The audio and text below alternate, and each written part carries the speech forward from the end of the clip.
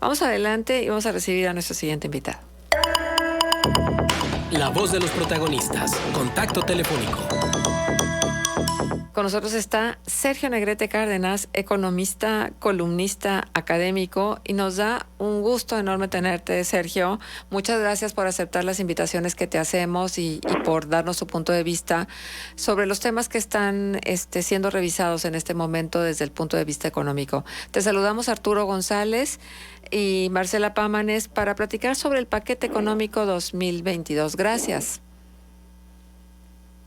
No, gracias a ti, Marcela, a ti, Arturo, y sobre todo gracias a todos los que nos escuchan. Es siempre un gusto estar con ustedes. Gracias. Sergio, ¿cómo ves la propuesta del paquete económico? ¿Cuáles serían las anotaciones que harías al respecto? Mira, yo lo que más destacaría sería que no hay cambio en la política económica.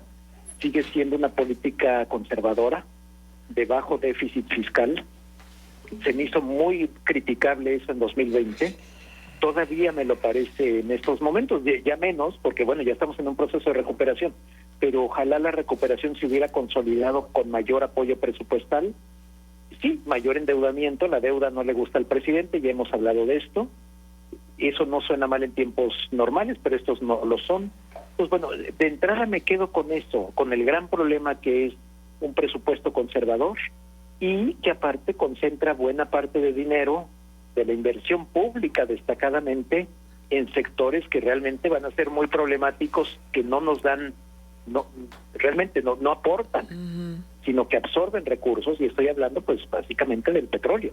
Claro. Entonces, sin ser un presupuesto o un paquete fiscal grave, porque no podemos decir eso, no podemos decir que vaya a provocar una crisis, nada semejante de ese tipo. Simplemente es un paquete económico pues que no ayuda a consolidar la recuperación. Pero, Sergio, están estimando los egresos por encima de los ingresos, y ciertamente que el presidente ha dicho no a la deuda, pero eso implicaría un déficit y un endeudamiento interno, ¿no? Sí lo hay. De hecho, se plantea un déficit de alrededor de 3% del PIB, pero es un déficit moderado, o sea, es un déficit realmente bajo es de estándar normal, vamos a decirlo así. Lo que pasa es que son tiempos de recuperación, no son tiempos normales. Entonces, sí hay un déficit, pero es un déficit chiquito, o sea, no se busca un superávit fiscal, es peor, eso ya sería todavía más grave. Entonces, tienes razón, Marcela, sobre todo para el auditorio, ciertamente no me he explicado con claridad.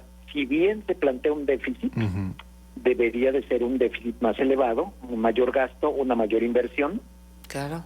Y ciertamente no es el caso. Sí hay un endeudamiento. A ver, deja decirlo, en los 2 años y medio que lleva el presidente, un poco más, de gobierno, ha aumentado la deuda pública en alrededor de 12-15%. Lo que pasa es que es muy bajo. De nuevo, es bajo para lo que debería de ser. No es que no esté subiendo la deuda, es que está realmente creciendo debería ser mucho más elevado para tener dinero para inyectarle a la economía y dinamizar el crecimiento. Sergio Negrete, te saludo con mucho gusto, soy Arturo González. ¿Cuál es la visión que se puede desentrañar de este paquete económico del gobierno de Andrés Manuel López Obrador? Es decir, con este paquete económico, ¿qué podemos esperar en materia de recuperación? Porque vemos a países como Estados Unidos y en Europa también hay, y en Latinoamérica, grandes inversiones, en algunos casos inéditas, para impulsar o darle impulso a la economía. Sin embargo, en México no lo vemos. No vemos ese impulso. ¿Cuál es la visión que podemos entender o desentrañar del paquete económico? Mira, es una visión conservadora y es una mezcla. Es un presidente que no le gustan los déficits grandes, como ya comentamos, el endeudamiento, y por otra parte, que tiene una extraordinaria pasión por la energía estatal, por el sector energético en manos del Estado. Entonces, ahí sí hay inversión. En Dos Bocas, en Pemex, en Comisión Federal de Electricidad. Esto es en cosas que son un tiradero de dinero, porque claro, Pemex está perdiendo dinero. O estás inyectando dinero a un lugar que pierde dinero. Literalmente estás tirando dinero a una coladera. Y es mucho dinero. Entonces, lo que es que sí estoy invirtiendo. Dices, bueno, sí, en proyectos que no tienen realmente impacto. Ajá. Yo no dudo que Dos Bocas ha tenido impacto en el municipio de Paraíso, en Tabasco. Pues sí. Pero realmente no es un impacto ni siquiera regional. Sí, Entonces es el problema, que el dinero que sí se está invirtiendo, aparte se está invirtiendo muy mal. Y aparte, deja agregar esto, Arturo, sé que no lo Sí. preguntaste, pero aquí no se nota la mano del nuevo secretario de Hacienda.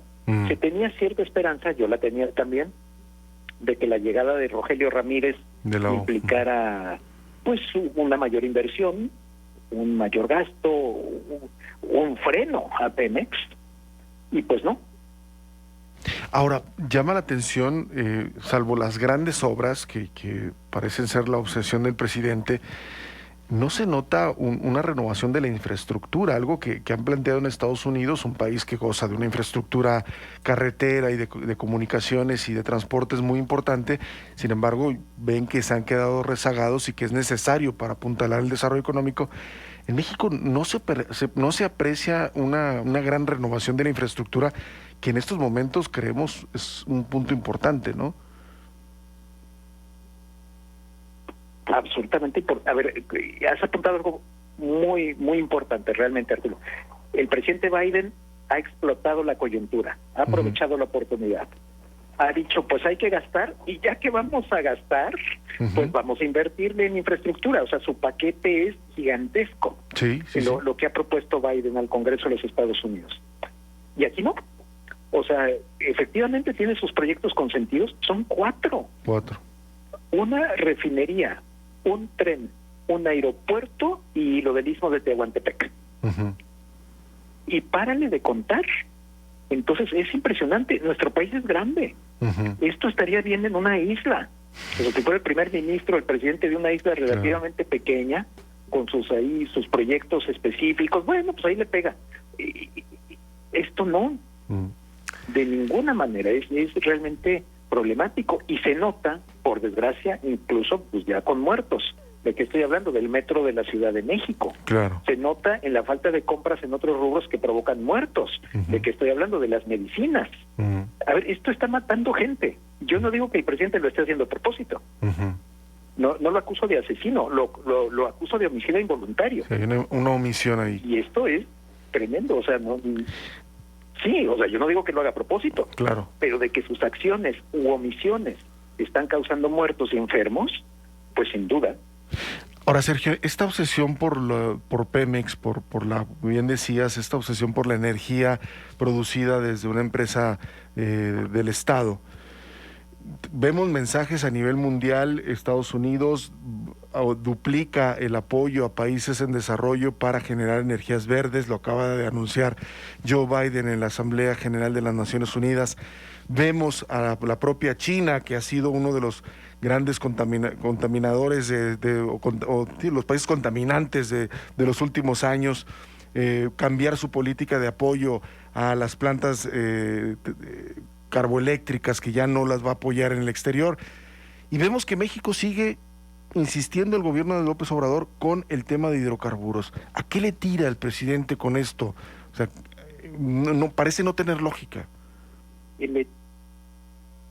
Bueno, tiene una lógica, pero nada más que no es buena. Tiene la lógica de regresar a sus años juveniles. El presidente recuerda 1981. Él tenía 27, 28 años de edad, era el director del Instituto Nacional Indigenista de Tabasco. Había dinero a reventar por todos lados por el petróleo, el boom López Portillista del petróleo, que lo vivió intensamente Tabasco. Creo que fue el estado de hecho más beneficiado. Y es una especie de regresar, de volver a esto, es decir, sí, pues el petróleo, palanca del desarrollo. Bueno, pues lo habíamos escuchado, esa película ya la vimos, y por cierto, acabó muy mal. Pero aparte era otro mundo y era otro país, ¿no, Sergio? Ah, claro, era otro tiempo, sí, claro, es que es eso. Y aparte, era otro escenario, era un escenario donde ahí sí el petróleo dominaba, pero ya no, como bien apuntas. Entonces, ¿a quién se le ocurre ahora estar quemando combustóleo para generar electricidad? Bueno, a López Obrador.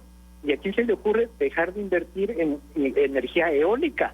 a López Obrador. O sea, es un hombre del pasado que hacia allá nos proyecta en nuestro futuro, nos está echando para atrás. Es un hombre del pasado. Su visión del futuro es el pasado que nunca existió, un pasado glorioso. Sí, Marcela, disculpa, Bueno, por favor. no, lo que pasa es que a él le toca la petrolización de la economía, ¿no?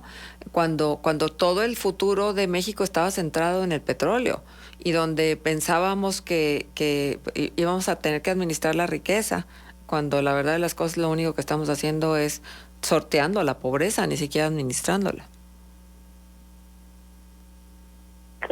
Sí, y esa parte parece que no se la aprendió. Que uno dijera, oiga, pues usted vio la prosperidad petrolera, pero vio que fracasó.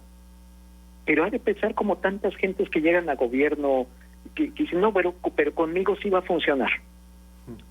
Pero fracasó por una de las premisas del gobierno. Lo vamos a pagar. Sergio, pero fracasó por una de las premisas fundamentales del gobierno de Andrés Manuel López Obrador, la corrupción, ¿no? Porque aquel lema famoso de la corrupción somos todos no estaba lejos de ser real. No, pero aparte es que López Obrador en eso es muy peculiar. Ciertamente, la frase López Portillista, que dada tu juventud, Marcela, me asombra que la recuerdes, pero sí, la solución somos todos, la corrupción es el cáncer de México. Eso era López Portillo. Pero López Obrador, aparte, es un cínico, porque sabemos que están robando. Está robando sus hermanos, su cuñada, sus hijos. O sea, él está robando y está hablando que es honrado. Es que mis manos no tocan un peso mal habido. Traigo 200 pesos en la cartera. Nos cansamos de escuchar su letanía de honradez. Cuando sabíamos que era un ratero, porque lo sabíamos, su fideicomiso de los terremotos, cómo se clavaba dinero. Pero bueno, le creyó la gente, lo votaron.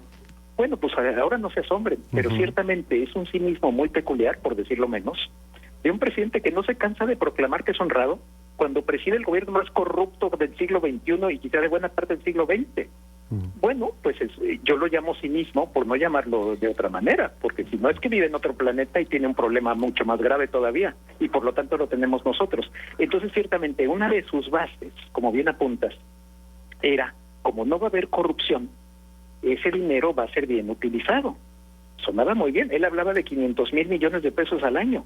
Bueno, sucede que la corrupción ha empeorado, que ese dinero no está por ninguna parte, y entonces se pone a quitarle dinero a otras partes, como es a las medicinas, a los fideicomisos, etcétera. Y pues en eso perjudica gravemente a personas en lo específico, a esos niños, a esos adultos que no tienen medicinas, y bueno, a la economía en general. Sergio, dados los momentos que vivimos en este país, la situación actual, la pandemia, la seguridad, el tema del desabasto de medicamentos, etcétera, todos los problemas que enfrentamos, ¿cuáles debieron haber sido las prioridades del paquete económico 2022 y que no se consideraron? Mira, Arturo, las prioridades son las de siempre. Es salud, educación, seguridad y, si me quieres empujar un poco en cuarto lugar, infraestructura. Pero esas son las prioridades que siempre debe tener un gobierno. Lo que no debe ser prioridad es el chapopote. Es la electricidad. ¿Por qué? Pues porque la puede generar el sector privado, no por nada, es muy importante. Es fundamental, de hecho, poner ductos para gas natural o generar más electricidad lo más barata posible. Pero eso lo puede hacer una empresa privada. Lo que no te va a hacer una empresa privada es educarte a los más pobres. Entonces, ahí están las carencias, que muchas veces están en muchos presupuestos, pero aquí es notable el hacer a un lado cuestiones, por ejemplo, de salud, y enfocarte en una refinería. Ahora, esta visión del presidente de privilegiar al sureste del país con estos proyectos y para el norte, pues dejar, por ejemplo, en La Laguna, el único proyecto que se contempla es un acueducto para dotar de agua a la zona metropolitana de La Laguna, una obra de alrededor de 10,000 millones de pesos, pero de ahí en más no hay grandes proyectos en el norte. ¿Qué se puede esperar de esta visión, Sergio, en donde pues, hay grandes diferencias desde la concepción del presidente de la República? Gravísimo. ¿Te perdimos? Sergio, ¿te escuchamos? ¿Nos escuchas, Sergio? No. Bueno, parece que perdimos la comunicación con Sergio Negrete. A ver, vamos a tratar de recuperarla. para culminar esta Sí, conversación. que nos estábamos platicando con Sergio Negrete respecto al paquete económico 2022 y bueno, las carencias que se observan en este paquete y le preguntábamos justamente de esta falta de grandes proyectos de infraestructura y demás para el norte del país y que bueno, parece que la visión del presidente está concentrada en el sur-sureste, que sabemos es una región muy rezagada, con muchas necesidades, pero bueno, que ha generado extrañamiento en el norte, que no se contemple inversión que pueda potenciar Ajá. las capacidades que tiene ya el norte del país, ¿no? Claro, vamos a hacer esto, vamos a hacer una pausa comercial y vamos a regresar a ver si podemos recuperar la llamada con Sergio y seguir con la conversación. Contextos. El programa líder en la radio hablada en La Laguna.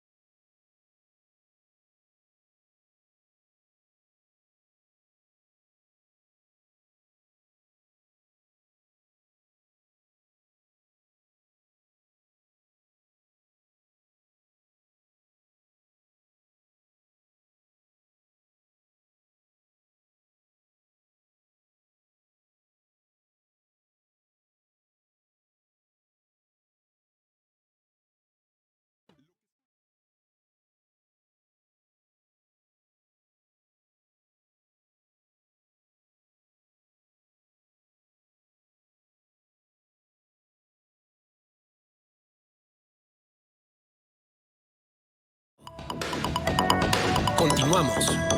Correo electrónico contextos@gremradio.com.mx. Encuéntranos en Facebook y síguenos en Twitter. Noticieros Grem. Son las 9 de la mañana con 46 minutos. Afortunadamente reanudamos conversación con el economista, columnista, académico, Sergio Negrete Cárdenas, y estamos conversando sobre el paquete económico 2022. Sergio, qué bueno que retomamos la comunicación. Estabas haciendo una exposición, igual la retomamos y si no, vamos adelante. No, sí, gracias, no sé qué ocurrió, pero lo bueno es que ya estamos de nuevo. Y comentaba sobre la falta de proyectos de inversión en el norte, en el centro, que solo había uno en La Laguna destacadamente, y por supuesto esto tiene un impacto negativo, lleva al estancamiento, sobre todo me preocupa mucho la falta de mantenimiento a toda la infraestructura existente y por supuesto proyectos nuevos. A ver, no se está mal que se invierta en el sur, lo que está mal es que solo se invierte en el sur y aparte se tenga la creencia totalmente falsa que tú puedes empujar al sur a que se equipare con el norte. Esto es imposible en cualquier país grande, en el que tú me pongas. El sur de España es más pobre que el norte de España, el sur de Italia más pobre que el norte de Italia. Así es, o sea, son realidades regionales. Lo que tienes que buscar es que todo el mundo se enriquezca. Unos sin duda se van a enriquecer más que otros. Bueno, pues así funciona una economía. Y entonces obsesionarte con el sur y aparte de todo, peor, canalizar el dinero a proyectos que realmente no dinamizan tanto el empleo, que no van a tener tanto impacto, un tren turístico y una refinería, pues aparte de todo, aparte que se canaliza el dinero, se canaliza mal. Entonces, bueno, el impacto regional obviamente no va a ser el esperado y para el norte-centro, pues ojalá al menos los dejaran trabajar en paz, pero aparte les están estorbando con el gas, con la electricidad, con el comercio, con la distribución de gasolinas. No es solo que no se esté invirtiendo en el norte, les están estorbando el trabajo en el norte. Y eso es todavía más problemático. Ahora, Sergio, ¿ves tú que México, en el marco del TEMEC, el gobierno de López Obrador esté haciendo lo que tiene que hacer para aprovechar las grandes oportunidades que ofrece este tratado? Fíjate que por desgracia no. A ver, hay mucho discurso, Las cadenas productivas y enlazar las cadenas manufactureras. Bueno, a ver, las palabras son muy bonitas, pero el problema es si tú no das electricidad, pues no te van a invertir. Si tú te pones a atacar en una mañanera a Iberdrola, espantas a la inversión extranjera. Entonces, tus palabras pueden ser fabulosas, y lo son. Digo, qué bien que está esta conciencia de ser más productivos y enlazar las manufacturas, pero pues en los hechos las estás estorbando. Entonces, bueno, el problema es el divorcio entre el discurso y la realidad. Claro. Bueno, hay los mayores incrementos que se dieron en este diseño de presupuesto de egresos son turismo, que incrementaron el 70% por el Tren Maya seguramente, la Secretaría del Bienestar con un incremento del 56%, es desde donde se mantienen los programas sociales, y la Seguridad Ciudadana con el 47% de incremento.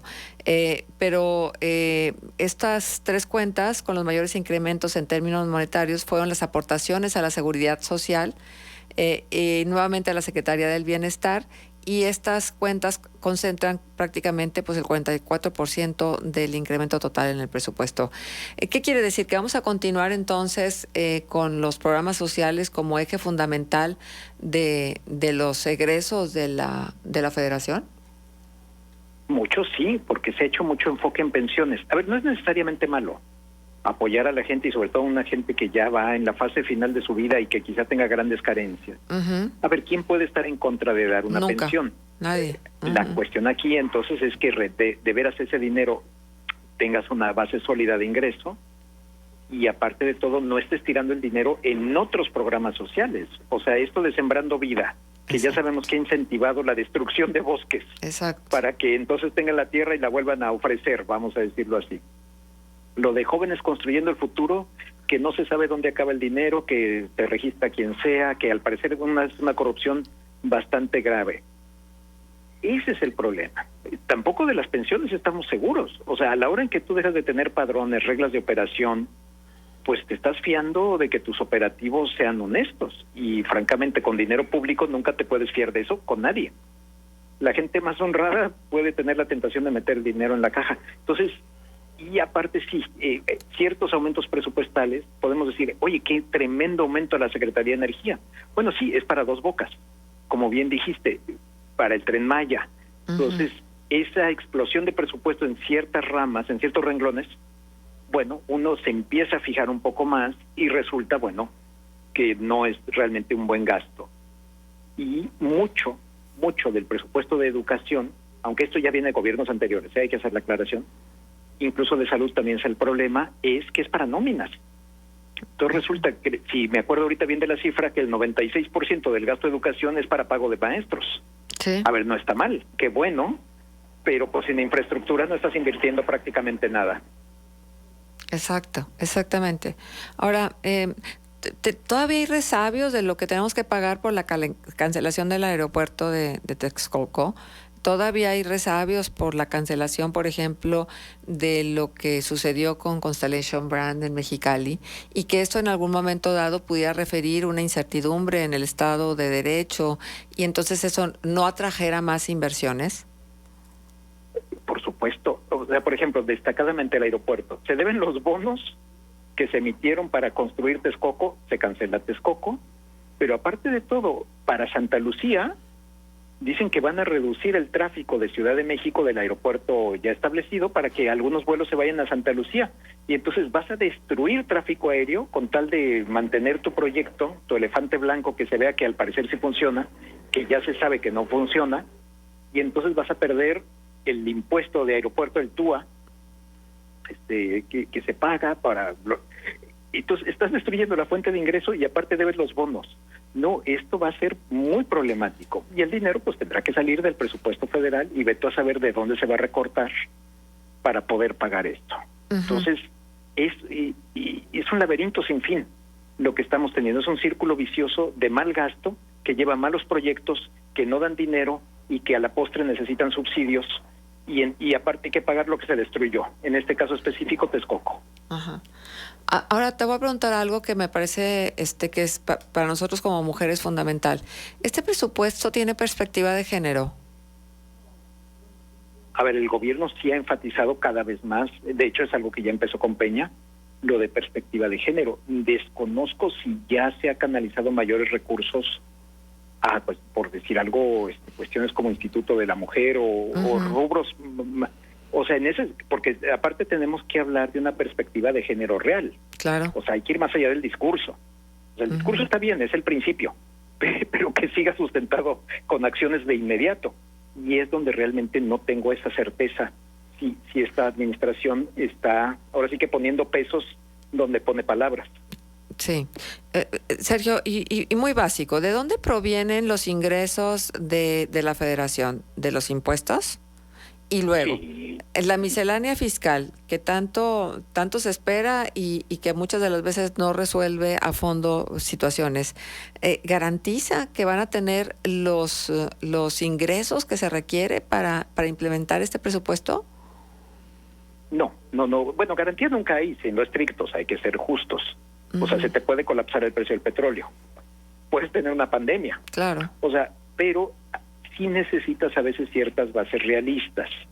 Y, por ejemplo, el precio del petróleo que se plantea es realista, sí es algo, digamos, pues sí, que se ve bastante factible, pero el crecimiento económico que se plantea para 2022, 4.1%, no es realista.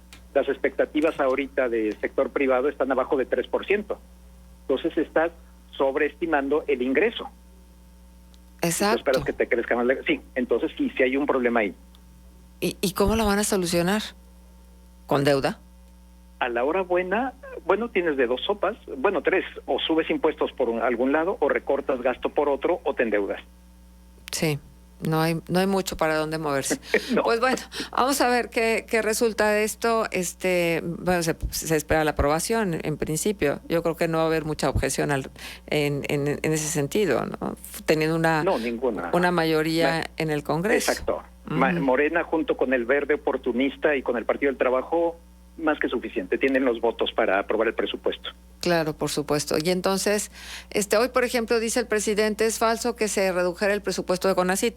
En este momento hay una situación bien interesante con miembros de la comunidad científica reclamando el hostigamiento del gobierno de la Cuarta Transformación, pero claro que sí ha habido recortes importantes para apoyos, por ejemplo, de instituciones como CONACYT. Ay, no, por favor, o sea, esto, digo, si el presidente no lo quiere ver como tantas cosas que al parecer no ve, pues es muy su problema, pero también nuestro. Yo fui becario CONACYT, le debo a este país el apoyo que yo tuve para mi doctorado, y sé perfectamente qué ha ocurrido en años recientes con esta administración. Prácticamente ya no se beca a nadie al extranjero. Realmente era una gran inversión. Quizás debió invertirse más también en primarias en México, deja de decirlo. Quizás no tanto en nosotros, pero el hecho es que sí, México tenía una gran política para becar a gente al extranjero, que luego regresando aportaba lo más que se pudiera. No, los recortes en CONACYT han sido de terror. Y lo que ahora se está persiguiendo a este consejo científico, acusándolos de asociación criminal y queriéndolos encarcelar en el altiplano. Claro. Bueno, es un aparato de justicia fuera de control, y que dices, a ver, si esta gente se transfirió un dinero de un punto a otro para uso de la comunidad científica, no para sus bolsillos, no es un fraude, no es un robo, bueno, pues es realmente de escándalo, ciertamente. O sea, ahora persiguiendo científicos y acusándolos de criminales, y a los criminales, por otro lado, abrazándolos. Exacto. Muy bien. Pues Sergio, ha sido un verdadero gusto poder tenerte con nosotros en este espacio. De hecho, fíjate que por acá nos dice, buen día, señor Sergio, ¿qué opina de los 365 millones gastados en Estela de Luz que mandó hacer Calderón? ¿Podría explicar al auditorio qué es y General Estela de Luz? Bueno, eso fue en tiempos de Felipe Calderón, evidentemente. No, pero es una crítica válida, deja de decirlo, Marcela. Sí. El problema es de dimensión. Yo no voy a depender, incluso le dicen la estafa de luz, no la estela de luz. O sea, lo que quiero decir es que se cuestione al gobierno actual no significa que no se deba cuestionar a los anteriores. Se puede cuestionar y se hace la refinería Bicentenario, que no se terminó. De la misma manera en que ahora cuestiono Dos Bocas.